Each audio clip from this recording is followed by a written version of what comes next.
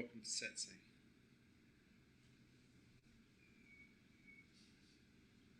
Hello, Vishrant. Can you please talk about what it means to walk on the razor's edge of enlightenment?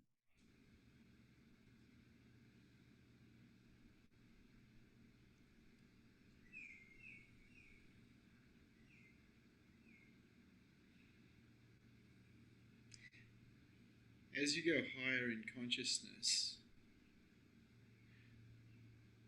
it is more difficult to stay high. It is easy to fall. All we've got to do is contract. All we've got to do is resist, and we fall. And someone who's really high in consciousness is not reacting, is not resisting, is not defeating themselves with contraction. And so in the earlier stages of raising consciousness levels, the path is quite wide. You can make a lot of mistakes. You can fail a great deal. But if you're going higher and higher and higher, to stay that high, you don't contract, you don't resist. You have a mind that is equanimous, a mind that stays even while under fire. Otherwise, well, you can't stay there. As soon as you contract, you fall. You come back to lower consciousness. Now at a higher level again, particularly in the early days, if someone wakes up where awareness is aware of itself, there's the potential for awareness to pull away from itself and go back to the mind, go back to ego-based reality. And that potential is relatively high. And it occurs when someone goes into contraction, into resistance to life, and awareness goes back to the ego, to the mind, and supposedly, but not really, beingness is lost. Beingness can't be lost, it's always there, it's just that it no longer is aware of itself. And so the razor's edge at the highest level, in the early days of enlightenment, is to keep awareness on awareness. The mind stays peaceful. It doesn't contract, it doesn't resist. After a while, it seems that becomes very stable. A little bit like two permanent magnets locking on, being very hard to pull apart no matter what is happening. And so, for someone to wake up, they need a mind that will not go to war with the world, will actually stay calm, will stay relaxed, will stay relatively peaceful. And this type of mind will support higher consciousness and enlightenment. This kind of mind doesn't support suffering because it's not contracting, it's not resisting. So as we go up in consciousness levels, removing all the obstacles that are in the way of higher consciousness and enlightenment, all the defense systems, anything that contracts us basically, any belief systems that have a way of taking us into lower consciousness because we go into resistance because of them, are removed, a person can stay in higher consciousness. And they can stay awake. And so in Buddhism, it's about developing a mind that is equanimous, a mind that stays level and even, no matter what is happening. Even while under fire, it stays level. It doesn't contract, it doesn't go into resistance. It supports truth, it supports heart. And this is relatively difficult because we grew up in a society where we contract, where we resist, where we turn ourselves into victims of this and that. And of course, that keeps people very much locked in lower consciousness and suffering. In higher consciousness, that's not a go. No resistance, no contraction. Acceptance of life as it is the way. And so when bad things happen or negative things happen, there's an acceptance of it rather than a resistance against it. And sometimes this is called the razor's edge because it's easy to fall off. It is such a narrow edge. it's easy to go back to contraction and to go back to ego-based reality. So people do self-inquiry and they find themselves as truth, and then they find themselves back as ego-based reality, and it's because awareness has gone back to the mind, it's gone back to the ego, usually because the mind has contracted over something, has gone into resistance over something. And so for the spiritual aspirant to develop a mind that will support enlightenment, there is a fair bit of work. So contraction doesn't occur, resistance doesn't occur. And of course, this is up to you, no one can do it for you. Someone who's awake can show you which way to go. They can talk to you about acceptance, they can talk to you about different types of resistance, different defense systems that are in the way, but they can't do the work for you. You have to do the work. And just seeing it, which is insight, is not enough. It does need to get undone. The mind needs to get undone so it doesn't constantly react and go into resistance to life. Acceptance is the key. Are there any questions? Any statements? Any challenges to this teaching today?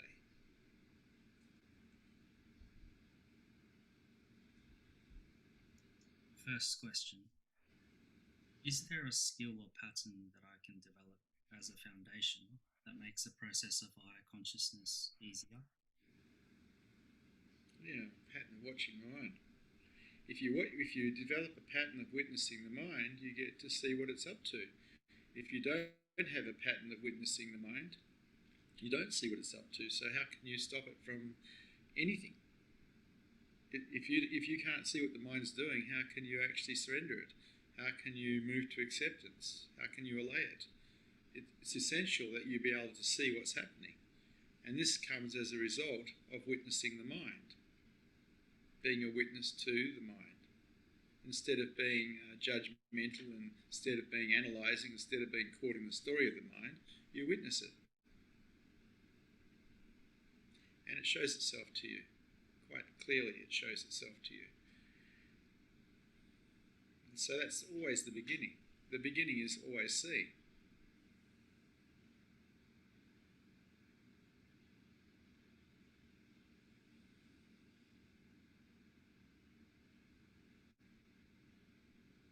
The following question has been written by Faisal. I always hear you talk about being in the presence of an awakened being, which is difficult here because it's a very conservative place. And if there are some, I think they would be unknown because being awake and sharing the truth would put you in trouble. What do you recommend for people like me who are looking for an awakened being? And is it enough to attend your Friday satsangs with you online?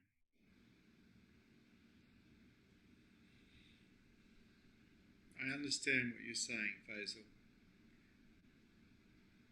Fortunately, we have the internet nowadays, and so you can find awakened teachers online, and if they're awakened, there will be a presence coming through the transmission. With regards to what we do here in Perth, West Australia, we actually have a lot of satsangs, not just Friday night, but a lot of satsangs. I think we have 8 or 9 a week. They're called Mystery School. And if you introduce yourself to me on a Friday night, I'll talk to you about the possibility and the potential of doing other satsangs. We have a man called Tosh who's speaking to me at the moment, who you can contact and talk about what else you can come to. And so even though you might be able to not attend in person here because of your circumstances, you may be able to attend online. The seeker has to seek out the teacher. When I was a seeker in Australia in the 80s, I had to leave Australia. There was no one here that I could sit with. I had to go and live in India and America and England and Italy because there was no one here. And so I think it's always been difficult unless you're fortunate enough to be in the same neighbourhood as someone who's awake, who's available. But if you really are a seeker, you'll find a way.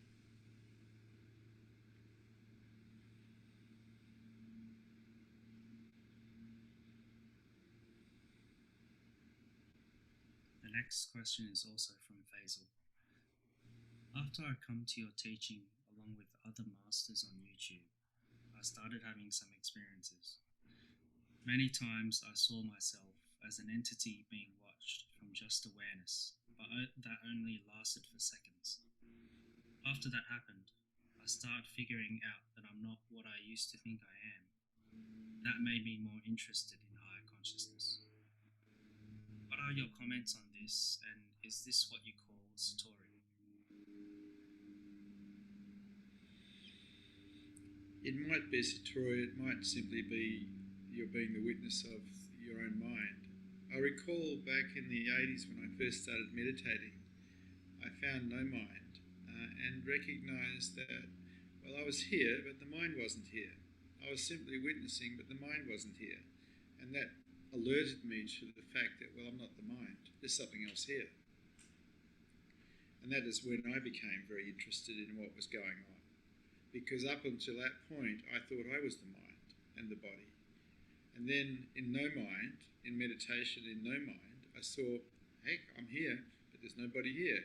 There's no thoughts here, but I'm here. And this was seen afterwards. It wasn't seen at the time. It was seen afterwards. I was there, I was present, but there was nobody there, and there was nobody thinking.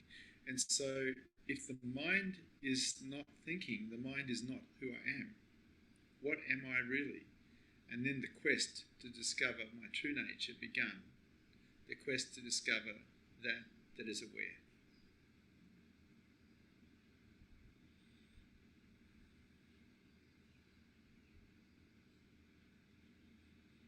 The next question has been written by Anand Suryaday. Why am I unable to get rid of a few old habits?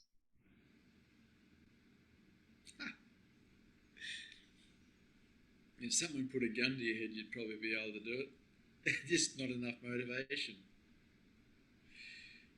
And people like to say, well, I have no choice, I have to do this, I have to do that. Oh yeah, if someone put a gun to your head, I wonder what you'd do. It's all a matter of willpower or discipline, isn't it, really? If you're unwilling, well, nothing's going to change. If you're willing, everything's possible. It's up to you. Bad habits. Yeah. If we don't want to give up our bad habits, we won't. If we really want to give them up, we will. It's up to you. Don't ever become a victim of yourself.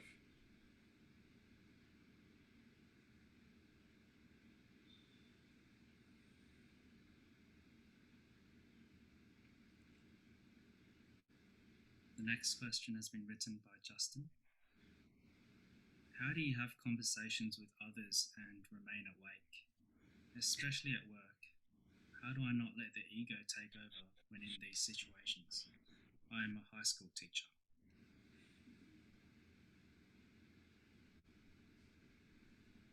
Okay. So I love what Ramana Maharshi said about self-inquiry.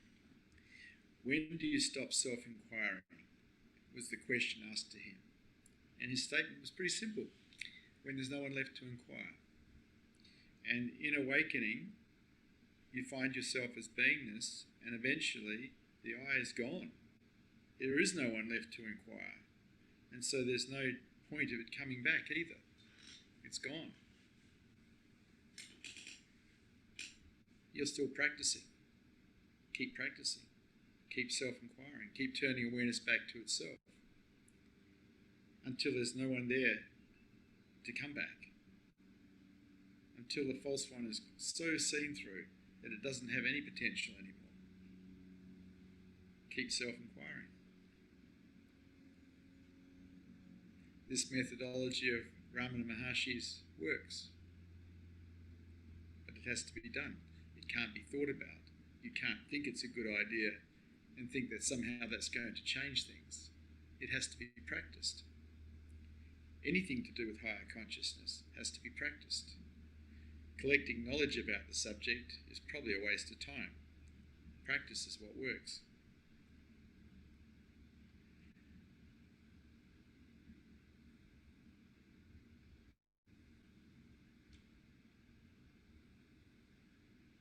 The next question.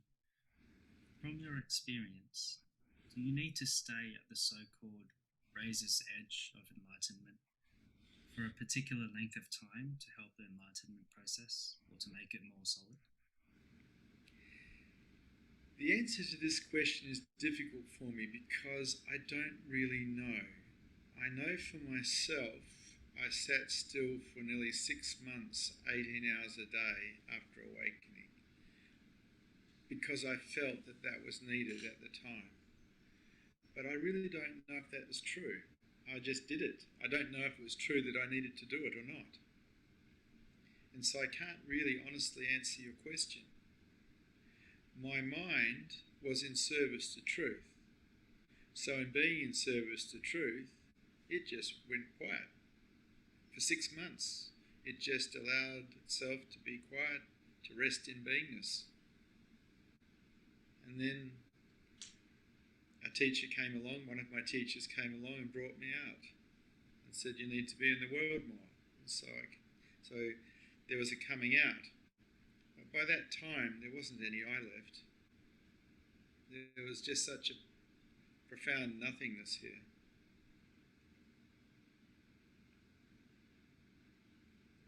So I don't know the answer to the question. I do know this, that the mind itself, particularly the identified part of the mind, needs to become a servant of truth. And the deal that I found worked best was everything for truth and nothing for you. And so you give your life to truth. And the false one drops.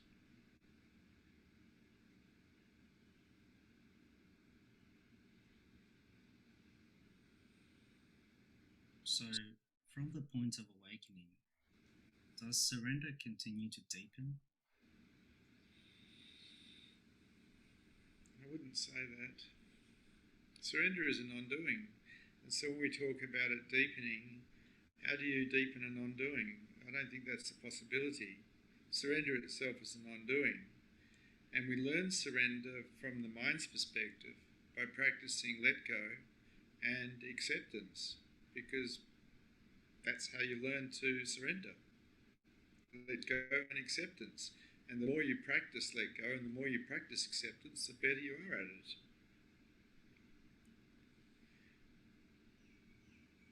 It's up to you. What do you practice?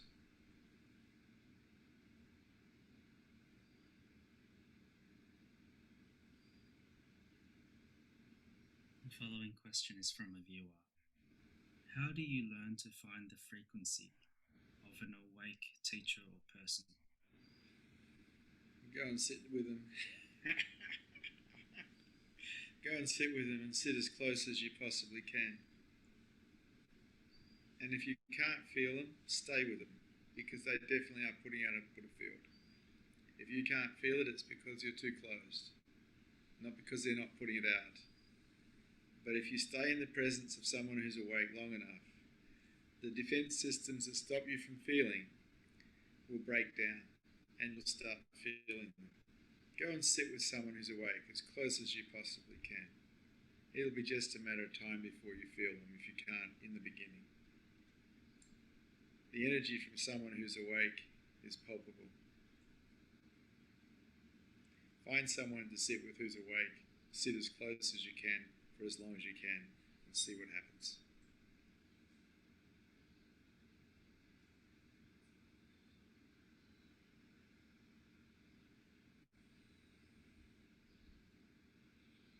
How did you overcome the fear of the unknown of enlightenment to wake up?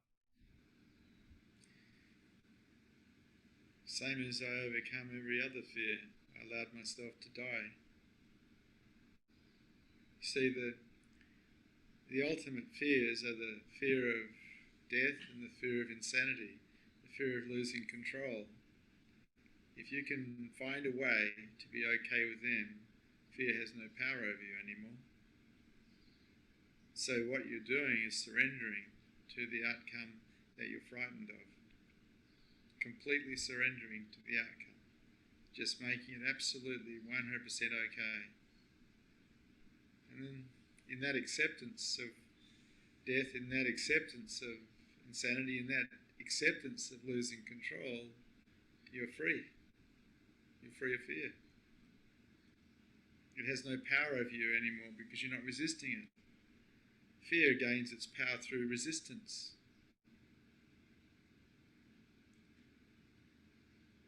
Try it and see. See what happens. See what happens when you make the worst okay.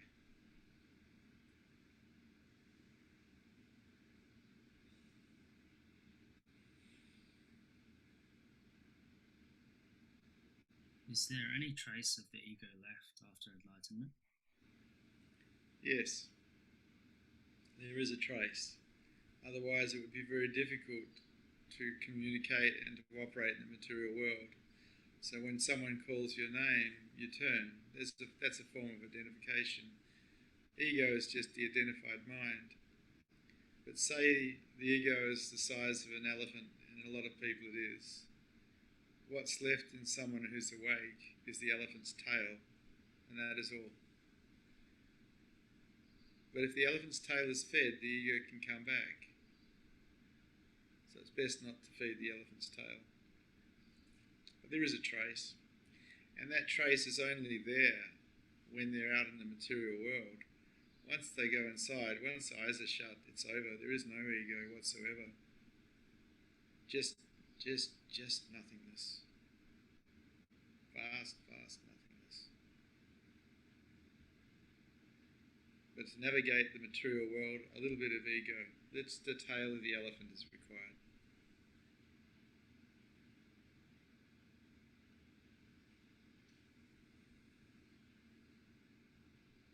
Has any part of your mind changed after your awakening?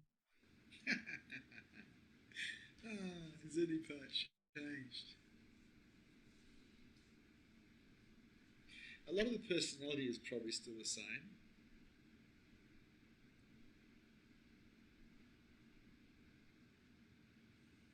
The acumen of the mind is not as good. The business acumen is not as good. As the mind's not being used, it's atrophied in some ways. It's the old story, if you don't use it, you lose it. The energy field of awakening, the Buddha field that's produced, blows the mind apart. The mind just rests in beingness, it rests in the beauty, profoundly content for no reason. So it has changed a bit. Personality-wise, not that much. Whatever you wake up with is likely to stay. There's not much impetus, if any, to change anything after awakening. Everything is accepted as it is, no matter how much people complain.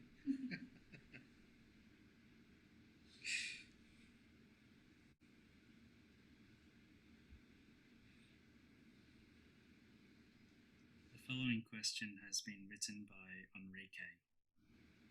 Hi there, Vishrant. Could you please talk about the acceptance of our feelings, the process throughout, and how to recognize it's happened? Lots of love from Peru. Okay. So feelings are just another part of the mind. What's seeing those feelings? What's witnessing those feelings is of interest. Feelings like the thoughts come and they go. What's witnessing them?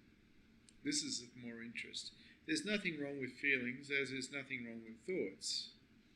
But what's witnessing them? From the mind's perspective, feelings appear and you can accept them. In the acceptance, everything's okay. But they go, they don't stay. Like everything else, they come and they go. What's aware of them? What's this that is purely aware of those feelings and the thoughts that may accompany them? That's of interest. If all we do is get interested in feelings and analysing feelings, understanding feelings, we're still caught in the mind, we're still caught in a dream. What's aware of those feelings? What's the witness of those feelings? This is of more interest to the seeker. One of the greatest traps that a seeker can get involved in is analysing the mind, thinking that somehow they're raising their consciousness levels. The moment you move to analysing, judging, correcting, you're actually once again dreaming. Dreaming is lower consciousness. Remain the witness. Just watch the mind. See what it does. Don't get caught in collecting knowledge. It won't raise your consciousness levels at all. Simply witness the mind. If anything, the mind needs to surrender. Just let go, let go, let go. That's all. Everything is okay as it is.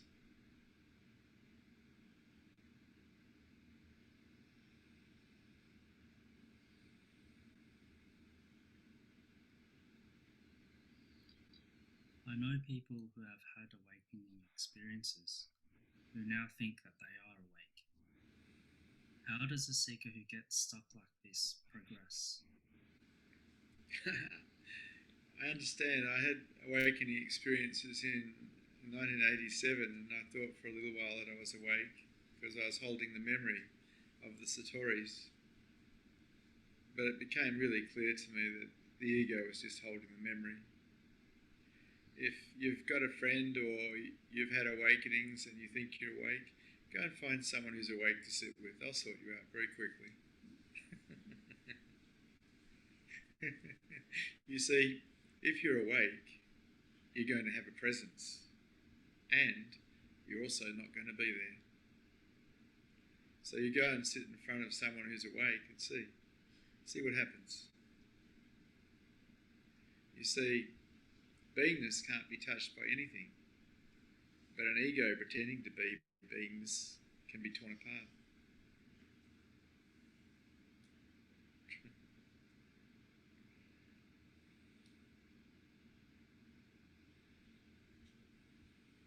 Why is it that sometimes the more someone's consciousness increases, the less progress they seem to have made?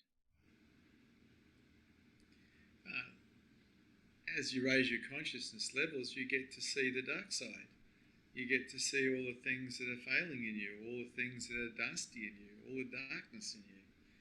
And so it's not that you're going backwards, you're just seeing more. In fact, you're going forwards. You're becoming more and more and more conscious. But in that consciousness raising, you get to see that you're not such a nice person after all. You get to see the good, the bad, and the ugly of the psyche. And the pain body starts to appear because you're opening up. And so whatever you've repressed comes to the surface. And it feels like you might be going backwards, but you're not going backwards. You're emptying out the house. You're clearing the house of a whole pile of luggage that needs to go. And so you're not going backwards. You're just opening up and clearing out. This is good. This is what needs to happen.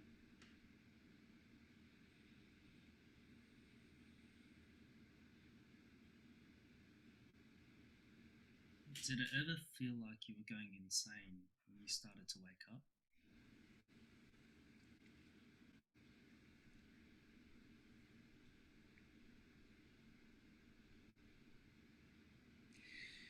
In witnessing the mind, I recognised that insanity was already there. Because, have a look at this. If you believe you're a somebody who's not real, and the I is not real, that's delusional in itself. The definition of insanity itself. To think you're a somebody that you're not. The somebody that you are, the ego, is based on past memory projected to the future and a whole pile of belief systems. Take away your imagination and that somebody, that I, doesn't exist. It's delusional. And so what is insanity? The only sanity I found was knowing self as truth, nothing else.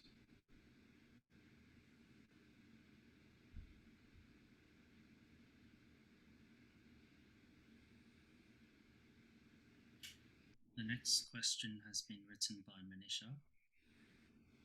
How can I put my attention on enlightenment when I'm a busy mum with so much to do?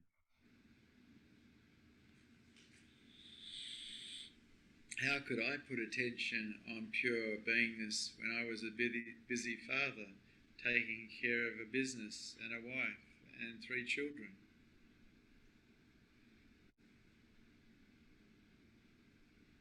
It's possible, but only if you put truth first. What do you put first? Whatever you put first is where all your awareness is going to go, and it's where you're going to live. We can be in the marketplace and put our awareness on truth. As long as we make truth first, it'll stay there. The moment we make something else first, it's the potential of it leaving. And so it comes down to, what does the mind actually serve? Does it serve truth, or does it serve itself? In service of truth, enlightenment stays. In service of self, as I, well, you live as ego-based reality. It's simple. What do you put first? What do you serve?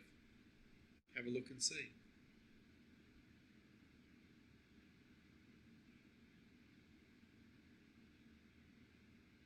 When you say to put truth first, what does that mean or look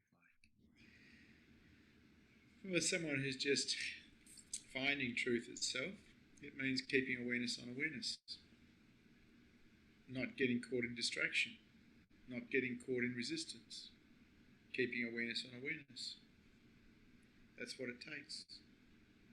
Whatever we put our awareness on is where we're going to live. And if awareness is on itself, well, basically you're living as truth. If awareness is on the mind and the problems of the mind, well, you live as the problems of the mind. Awareness can be in more than one place at a time. It can be on true self, it can be on itself, and it can also be on the mind, and it can also be on the body and the world. It doesn't necessarily have to be on one place, but for someone who's awake, awareness is always on itself, no matter what is happening. The mind becomes a servant of truth, becomes a servant of love. And in that, it puts truth and love first. It puts itself aside. It sacrifices itself for truth. And this is how awakening stays. Who does the mind serve? What does the mind serve? It's up to you. What do you serve?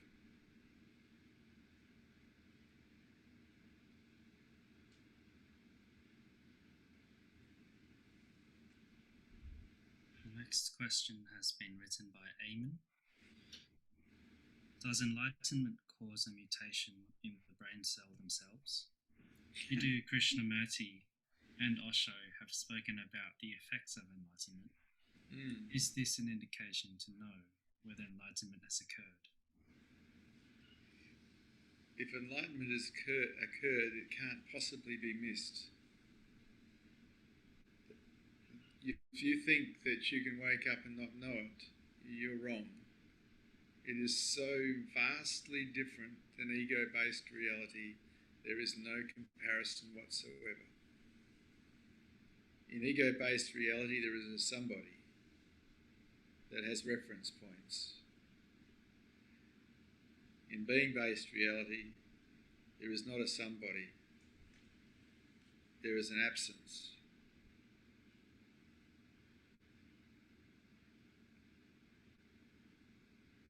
You can't make the mistake of thinking they're anything alike, because they're not.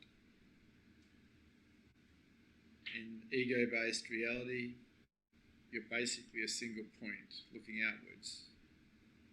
There's an us and a them kind of feeling. In being-based reality, there is just us as everything. There is a sense of being everything. There is a sense of being connected to everything. There is no sense of separation. We are one. The difference between ego-based reality and being-based reality is quantum.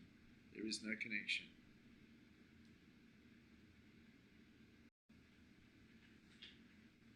The next question is as follows.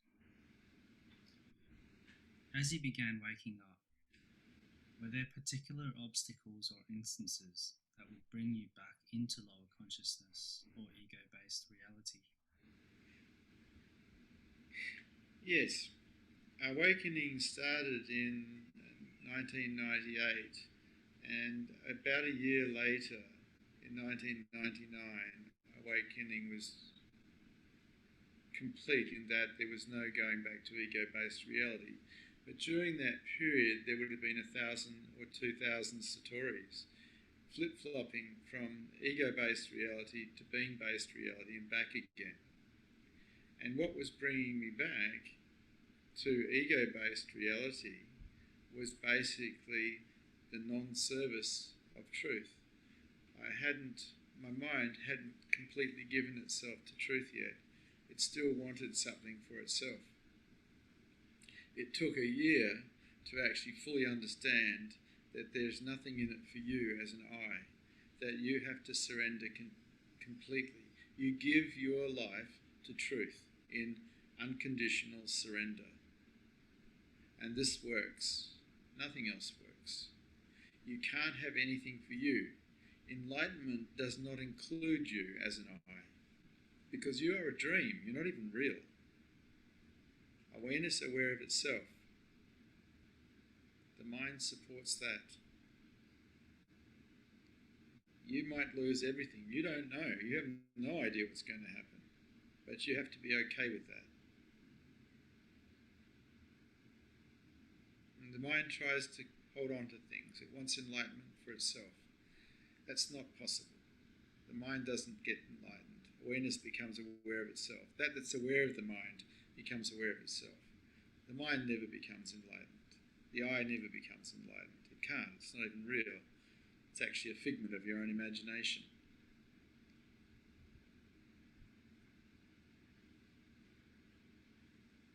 So thousands of times there was a flip-flopping back and forward, knowing self as truth, knowing self as ego, back and forth, until the mind decided to surrender completely, unconditionally, and give itself to truth.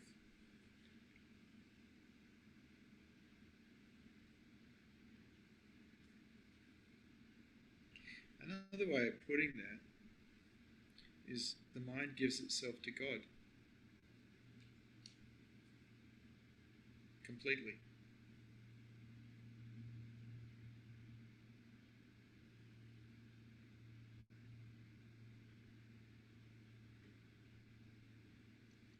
The following question has been written by a viewer. Vishrant, when you encounter an individual, do you know how close they are to enlightenment? If so, how? I don't know how close they are to enlightenment, but I do know how advanced they are consciously, because I can feel them. When someone's very conscious, they're empty. There's not much there. There's just a whiff of the ego. They've done the work. They've removed a lot of the obstacles. When someone's still in lower consciousness, there's a solidness about them. It can be felt quite clearly. You come near someone who's awake and you won't feel anything, you won't feel anybody there. You'll feel an absence. You'll feel a presence and an absence. But with people who are ego-based, you just feel this solidness. And the more in lower consciousness a person is, the more solidness is there. And so as people become more conscious, they become less than. There's less there. There's more silence about them, more stillness about them, more openness about them. There's less of a banging into stuff thing. There's more of a falling into, because there's nothing there. And so you come and sit next to someone who's awake and you can fall into them because there's just nothing there. It's gone. Awareness is aware of itself. The I is just gone. There's no resistance to life anymore, so there's nothing to bang into. It's very beautiful. I remember when I first noticed it, with teachers I could get physically close to, I'd start to fall into them. It was very, it was a funny feeling, falling into someone rather than banging into them.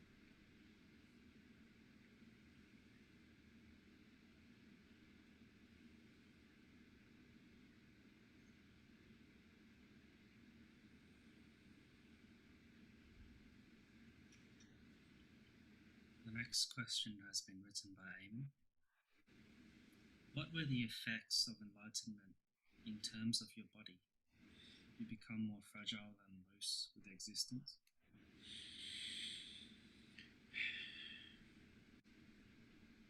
The answer to that would be yes, but there was no real movement. Became more sensitive to everything, but there was no movement away, not really. Everything was okay. It was more painful to be in the world from the perspective of the physical body because all the defences had dropped and everything was being felt. But it didn't matter because it was totally accepted. It was like my skin was peeled off and I could feel everything and everybody. And humans carry so much pain and it pours in because energy tends to flow from full to empty. And so I found it very painful to be in the presence of humans. But it didn't matter. I loved them. Humans carry so much suffering. They collect pain, they repress it. And when they come into the presence of someone who's awake, in the opening, the pain starts to pour out. The pain body starts to pour out. This is just how it is. Everything's okay. There's no resistance.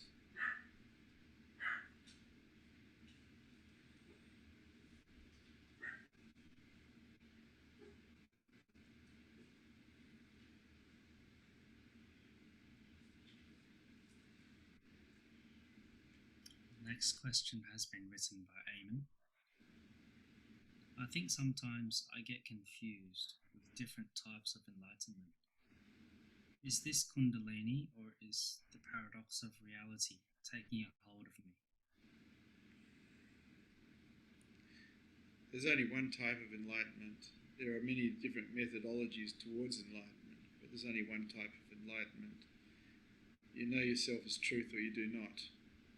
Enlightenment is knowing self as truth. In other words, truth aware of itself, or consciousness aware of itself, or awareness aware of itself. There aren't two types of enlightenment, but there are many methodologies towards enlightenment. They all actually demand surrender, because surrender of the mind is the key. But there's only one type of enlightenment. And when you meet someone who's enlightened, the presence will be the same as everybody else's presence who's enlightened. It's like you go to the ocean and you find it is salty, but you go to any ocean and you find it is salty. The same with enlightenment. The Buddha field is always the same. There aren't two different types of Buddha fields. Someone who's awake, has awareness on awareness or consciousness aware of itself, has a Buddha field around them. That's the only way that you can tell they're awake, actually. But it's always the same. Though there are many methodologies towards that, all demanding surrender at some point.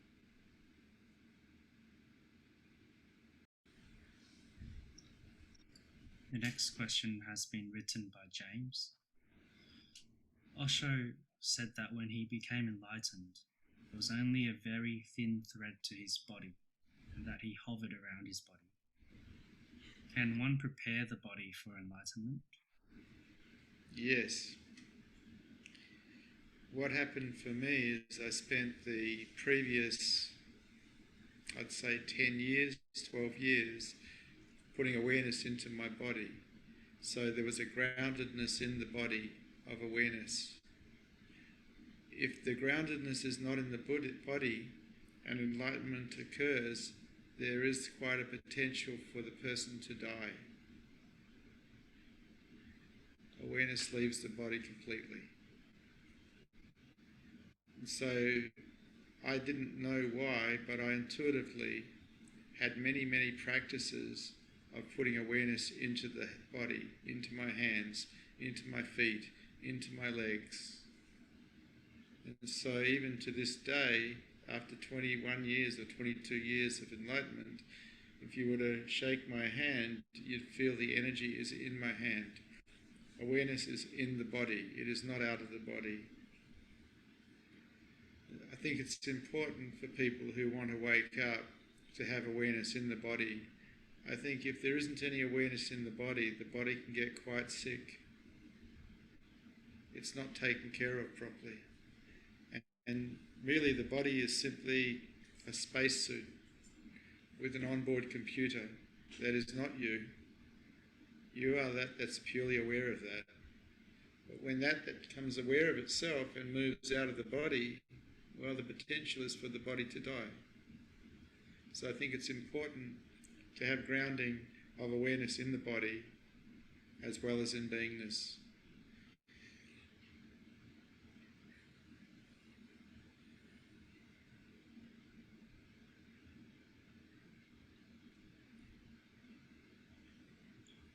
The next question has been written by a viewer. The chemicals in the brain come and go, creating feelings and motivation. Does discipline to awaken really fall within the ability of the mind and personality, which is not even real? Sure, it's a pattern, like any other pattern. You're either disciplined or you're not disciplined, depending on how you've trained the mind. If your mind's been trained to be disciplined, it will be disciplined. If it is not trained to be disciplined, it will not. It's up to you. Have you trained your mind to be disciplined or have you not? A meditator trains their mind to be disciplined, to stay with what is real. In most cases, it's just the breath, but it is real. And the discipline, or the program, pattern, is to stay with the breath, stay with what is real, and not deviate. And that takes practice. I mean, we all went to school, so we all have been disciplined or trained to be still, sit in class, not walk around, not interfere. So we've all been trained and disciplined to some degree. It's up to you. It's just a pattern. What patterns have you produced? Or what patterns have you not? A disciplined mind will support enlightenment. An undisciplined mind probably won't. Have a look.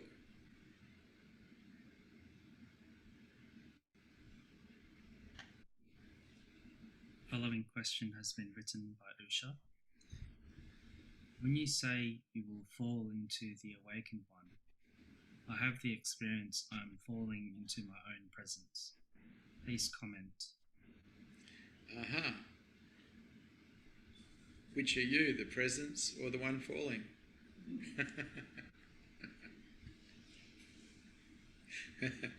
What's aware is more relevant, really. What's aware? Always. What is witnessing this? This is relevant. Everything else is just an experience appearing in who you are. And people get lost in looking at the experience. What's aware? What's the witness of what's happening? This is more relevant.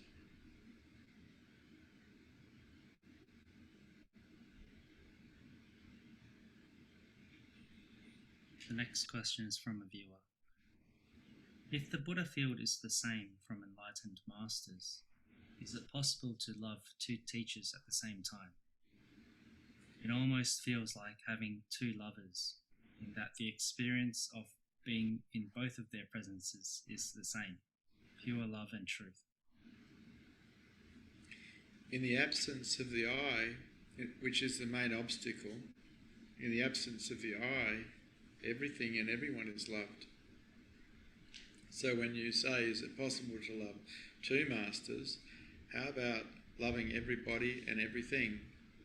And as the I disappears more and more, that is absolutely possible. All prejudices disappear, all defence systems disappear, there is just openness. And in that openness, everything is loved. The only reason people have trouble only loving one thing is because they're closed, they're cut off. In the adventure towards enlightenment, all those closures, all those defences are removed.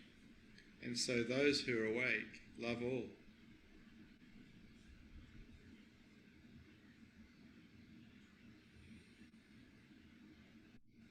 The next question has been written by James. Does that mean pain can be grounding? Oh, pain's very grounding, James. Yes, it is. Because you're putting your awareness in the body. And when we put awareness in the body long enough, it locks in. What ungrounds people is putting awareness on the mind and just on the mind. And then you become grounded in something that's not real. Because there's nothing real about the mind, it's imagined. And being grounded in the mind is dangerous. Being grounded in the body is quite healthy. Because it's real. Being grounded in beingness is better because it's ultimately the real. It is the ultimate reality. Pure awareness, that we are, that is everything, and is always here. Being grounded in that is always best. That's enlightenment.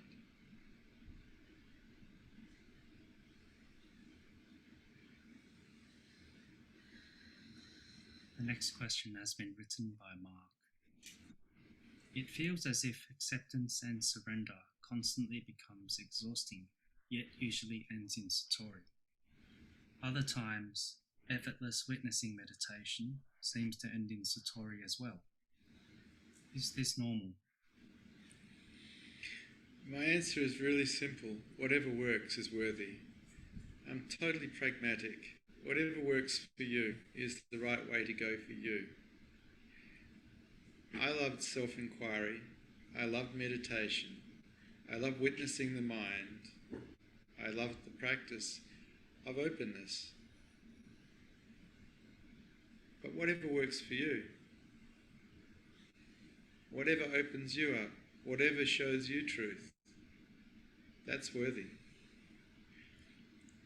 There are many paths. Whatever works is best.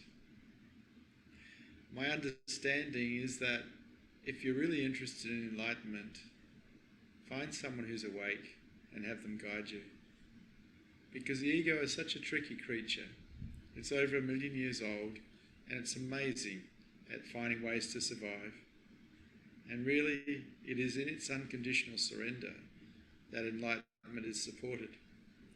When you find someone who's awake to sit with, they'll help you with that. It's best. It's always best. Find someone who's awake and sit with them.